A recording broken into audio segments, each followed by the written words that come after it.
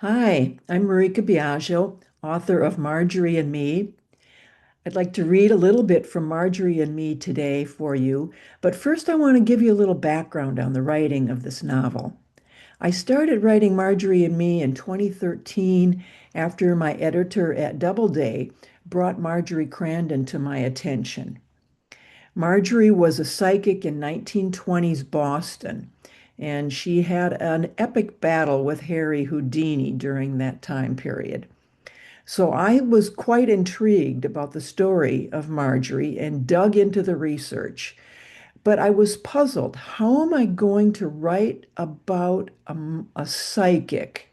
So I just kept researching, and then Mina's dead brother, Walter, who appeared at many of her seances, started talking to me.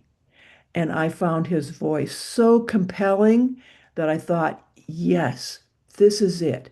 So I began to write the story from Walter's perspective.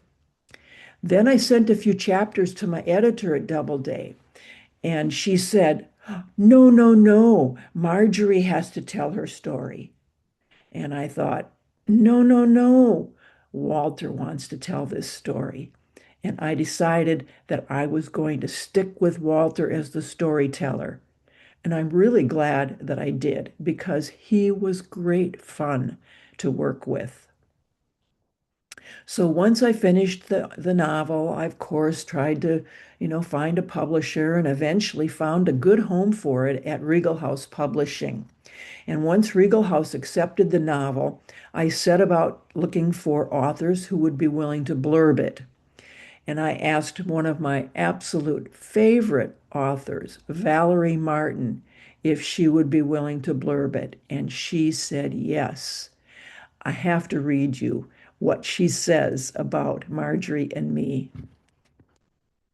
In 19th century Boston, socialite Mina Crandon, a charming young wife and ambitious clairvoyant, has accidentally summoned her dead brother Walter to a seance. Walter is a talker, and once he's got an audience, he's on a mission to make his sister rich and famous. In this highly enjoyable excursion among the spookists, the term ghostwriter gets a breathtaking workout.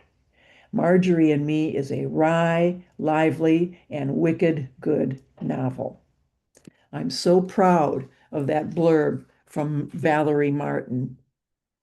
Now, let me read a little bit to you of the very beginning of the novel. Chapter 1. It's me, Walter, here to tell you about Mina.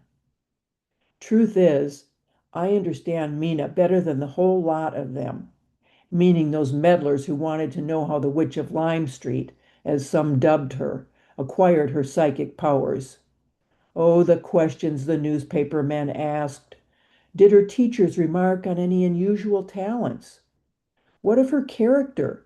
Was she raised in an honest Christian household? Was Margery ever struck by lightning or visited by visions? They all knew her as Margery, but I call her Mina because that's the name she grew up with. They asked Mina about me, too. Tell us about that dead brother of yours. Did you summon him to your seances, or did the rogue invite himself? Is it true, at that seance with Houdini, that Walter called him a money-grubbing snake? You bet I did. One reporter even had the nerve to suggest I was a gimmick Mina had cooked up. Then, when Harry Houdini pledged to expose Mina as a fraud, the reporters showed up in droves, begging for a front row seat at the showdown, or, if not that, an exclusive on it the day afterward. I could practically see their busybody noggins turning over possible headlines. Which would it be? Houdini proves famous psychic Margery a fake? Or medium Margery stumps Houdini, summons the dead? That would be me. People nowadays just want things to be simple. Like it was either one thing, I was a real spirit, or another, I was nothing but a ruse. But it's complicated.